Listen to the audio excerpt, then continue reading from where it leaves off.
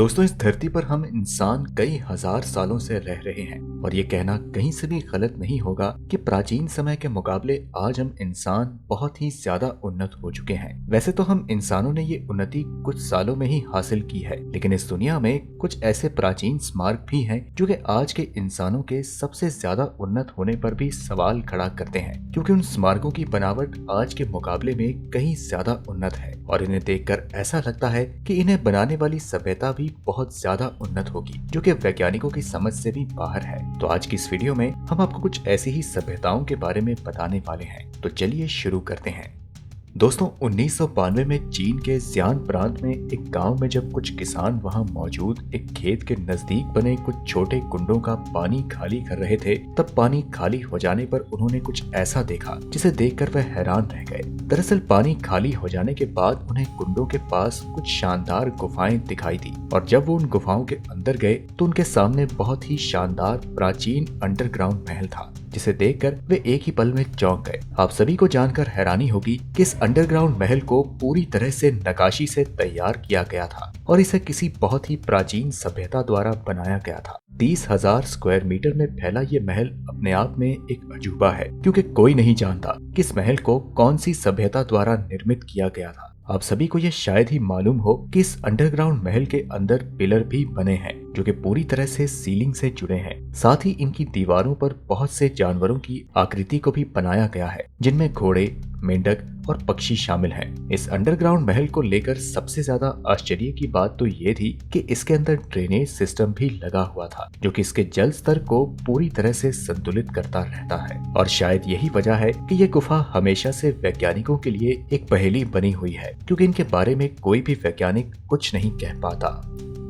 African kingdom के नाम से जाना जाने वाला अक्षम एम्पायर आज के इथियोपिया से लेकर सोमालिया और सोमालिया लैंड तक फैला हुआ था, जो कि 80 ईस्वी के आसपास पावर में आया था। आप सभी को जानकर हैरानी होगी कि जब अक्षम किंगडम पावर में आया था तब यह रोमन एम्पायर और प्राचीन भारत के बीच हो रहे व्यापारिक लेन देन के बीच में मुख्य भूमिका निभाता था और यही कारण था कि इसके पास अपनी खुद की करेंसी भी थी, जिसकी मदद से ये व्यापार करता था और न्यू अरेबियन पेनिनसुला के साम्राज्य की राजनीति में भी भाग लिया करता था। आपको शायद ही पता हो कि ये अफ्रीका की बहुत ही मुख्य सभ्यता थी। कुछ कारणों से इसने अपनी करेंसी को बंद कर दिया और इसकी राजधानी किसी ऐसी अज्ञात जगह पर शिफ्ट हो गई जिसके बारे में आज तक कोई नहीं जानता। दुनिया भर के वैज्ञानिकों द्वारा दिए गए तर्कों से ये बात सामने आई कि आखिर अक्षम एम्पायर ने अपने आप को दुनिया से अलग कर लिया था, जिसके बाद कोई नहीं जानता कि अक्षम सभ्यता के लोग कहां चले गए। हालांकि हाल ही में 2019 में आर्कियोलॉजिस्ट ने एक टीम द्वारा ये अनाउंस किया कि उन्होंने अक्षम सभ्यता का एक शहर खोजा है, जो कि उसकी राजधानी और रेड सी के बीच में मौजूद है। लेकिन कम जानकारी के अभाव में आज भी वैज्ञानिक और जानकार अक्षम सभ्यता के बारे में नहीं समझ पाते हैं।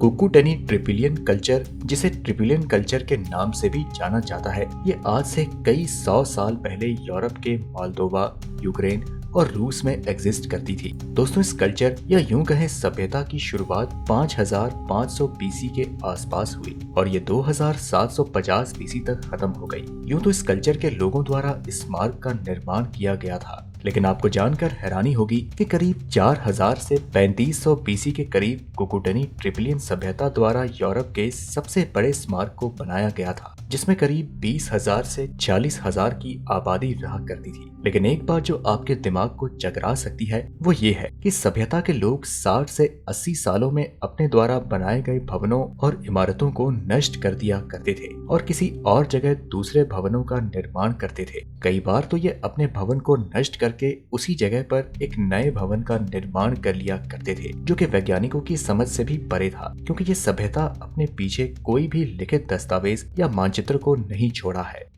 दोस्तों, चंगेज खान की आत्मा और उनकी कब्र के बारे में तो आप सभी ने सुना होगा और दरखात उनकी आत्मा की रक्षा करने वाले लोग हैं। दरअसल ऐसा कहा जाता है कि जब चंगेज खान अपनी मौत के अंतिम घंटे गिन रहा था तब उसने शमन यानी एक तांत्रिक को बुलाया था, जिसने किसी रिचुअल की मदद से चंगेज खान की आत्मा का एक हिस्सा एक ऊंट के बाल में डाल दिया, जिसके बाद शमन और उसके साथ 1000 और लोगों ने उनकी आत्मा की रक्षा करने की गिनती थी और इन्हीं लोगों को दरखात कहा जाता है। वो लोग इसकी रक्षा करीब 36 पीढ़ियों से करते आ रहे हैं। और आज वो मंगोलिया में मौजूद चंगेज खान के मौजोलियम की रक्षा करते हैं। साथ ही उनकी जनसंख्या आज के समय में करीब 100 से भी कम हो चुकी है, जो कि वाकई में एक हैरत अंगेज बात है।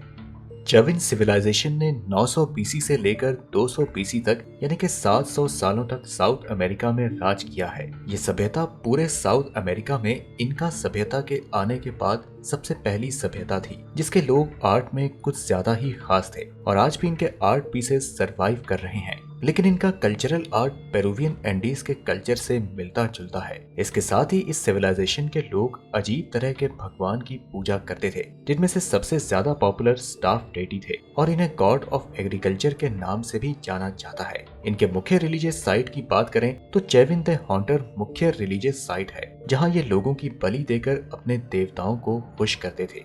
दोस्तों, ओमलेक्स के बारे में थोड़ी बहुत जानकारी है, जिसकी वजह है बड़े बड़े पत्थरों पर बने सिर जो कि ऐसे ही इधर उधर पड़े मिलते हैं। निश्चित तौर पर इस सभ्यता के बारे में और भी बातें रही होंगी, लेकिन इसका पता अभी तक नहीं चला है। ये सभ्यता भी माया सभ्यता के आसपास ही धरती पर थी और शायद दोनों सभ्यताओं के समाप्त होने का कारण भी एक ही है। मायन सभ्यता प्राचीन सभ्यताओं में सबसे ज्यादा मशहूर है, पर इसका ये मतलब नहीं कि इतिहासकार इस सभ्यता के सभी राज जान चुके हैं। दक्षिण अमेरिका में फली फूली इस सभ्यता के ज्यादातर निशानियों को प्रकृति ने हमेशा के लिए अपने अंदर छिपा लिया है, जिस कारण से इसके कई राज अभी भी अनसुलझे हैं और कई सवालों के जवाब आज भी ढूंढने बाकी हैं। मायन सभ्यता के लोगों की बेहतरीन वास्तुकला और कैलेंडर के बारे में तो हम सभी जानते हैं, लेकिन सबसे बड़ा सवाल आज भी यही है कि ये सभ्यता 1000 साल पहले कैसे खत्म हुई। कुछ शोधकर्ताओं के अनुसार जलवायु परिवर्तन ने इस सभ्यता को अपने अंदर निगल लिया, तो वहीं कुछ इतिहासकारों का ये भी कहना है कि यूरोपियंस द्वारा लगातार हमला होने के कारण ये सभ्यता वक्त के साथ साथ नष्ट हो गई। दोस्तों, आपने बचपन में बैटमैन नाम का कार्टून तो जरूर देखा होगा। आपको बता दें कि बैटमैन का ओरिजिन भी मायन सभ्यता से जुड़ा है, जहां इसे एक देवता के रूप में पूजा जाता था और इस देवता का नाम था कैमेजॉर्स, जिसके नाम पर मायन सभ्यता के लोगों ने एक मंदिर भी बनाया है। दोस्तों, चीन के प्राचीन इतिहास के बारे में हमारे पास काफी जानकारी है, पर हाँ, इसका ये मतलब नहीं है कि हर सभ्यता के बारे में हम सब कुछ जानते हैं। द सेंक्सिनडुई सभ्यता चीन की बेहद शक्तिशाली सभ्यता थी, लेकिन धरती के मानचित्र से लगभग 3000 साल पहले ये सभ्यता मिट गई। शोध से पता चलता है कि भूकंप की वजह से इस सभ्यता का नामो निशान मिट गया। अगला है तुले। वर्ष 1001 में great Viking Leif Erikson Greenland की एक्सपीडिशन के दौरान कुछ ऐसे लोगों से मिले जिसे उन्होंने स्क्रेलिंग पीपल नाम दिया। आज के समय के मुताबिक आर्कियोलॉजिस्ट इन्हें तुले नाम से जानते हैं और यही लोग ग्रीनलैंड के मूल निवासी थे। ये एक शक्तिशाली सभ्यता थी जो कि पूरे बेरिंग स्ट्रेट, कैनेडियन आर्कटिक और ग्रीनलैंड में फैली हुई थी। ये आज के समय के इनुइट और इनुपियाट लोगों के पूर्वज थे। बाकी सभ्यताओं की तरह उनके पास कृषि का कोई साधन तो नहीं था, लेकिन इसके बावजूद वो सरवाइव कर गए। उनके पास जो कुछ था वह उसी से अपना काम चलाते थे। उन्होंने वॉलरस यानी कि एक जायंट सील की खाल का उपयोग करके एक नाव का आविष्कार किया। उन्होंने बर्फ में चलने वाली एक कश्ती बनाई और आर्कटिक इलाके में रहने वाले कुत्तों की मदद से उसे चलाना शुरू किया, जिसे आप एक स्लेज भी कह सकते हैं। इसके साथ ही उन्होंने व्हेल मछली की हड्डियों से छोटे छोटे घरों का भी निर्माण किया, जो कि उन्हें बाहरी ठंड से बचा कर रखती थी। शोधकर्ताओं के अनुसार तुले सभ्यता से पहले भी लोग यहाँ रहते थे,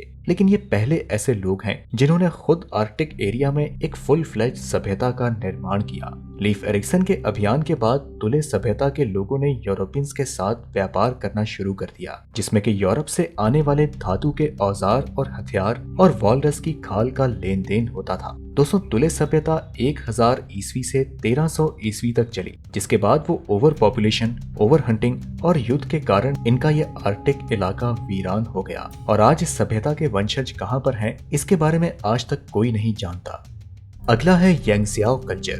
दोस्तों, चीन के शैंक्सी प्रांत की येलो रिवर के पास बैनपो नाम का एक प्राचीन गांव बसा था। ये एक प्राचीन नव पाषाण स्थल यानी कि एंशियंट नियोलिथिक साइट थी, जो कि 4500 बीसी से 3750 ईसा पूर्व के बीच यहाँ बसा हुआ था। आर्कियोलॉजिस्ट को पत्थर के औजारों और कलाकृतियों से 10,000 से भी ज्यादा आर्टिक्राफ्ट्स, लगभग 3000 कब्रें और इमारतों के 100 से अधिक खंडर मिले हैं। इसकी खोज पहली बार 1953 में एक कारखाने में काम कर रहे वर्कर्स द्वारा की गई थी। वानपो गांव चीन में सबसे पहला और बड़ा आर्कियोलॉजिकल प्रोजेक्ट बना और वर्तमान में ये दुनिया के सबसे महत्वपूर्ण स्थलों में से एक है। इस गांव में यंगजियाओ सभ्यता का बसेरा था, जो कि 2000 साल तक येलो नदी घाटी के क्षेत्र में फलती फूलती रही। अपने जमाने की यह सभ्यता अपने आप में बेहद यूनिक थी, क्योंकि सभ्यता का समाज मातृवंशीय होता था, यानी कि यहाँ पर महिलाओं का बोलबाला था।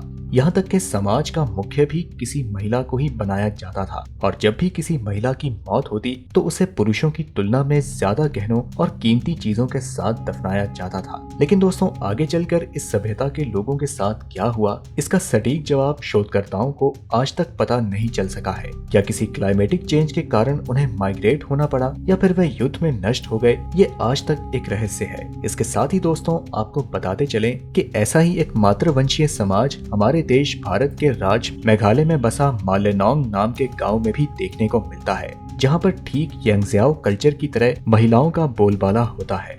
तो दोस्तों, आज की इस वीडियो में इतना ही। आपको हमारे द्वारा बताई गई कौन सी सभ्यता सबसे ज्यादा रहस्यमय और रोचक लगी, हमें कमेंट में जरूर बताएं। हम मिलते हैं आपसे अगली वीडियो में, तब तक के लिए नमस्कार।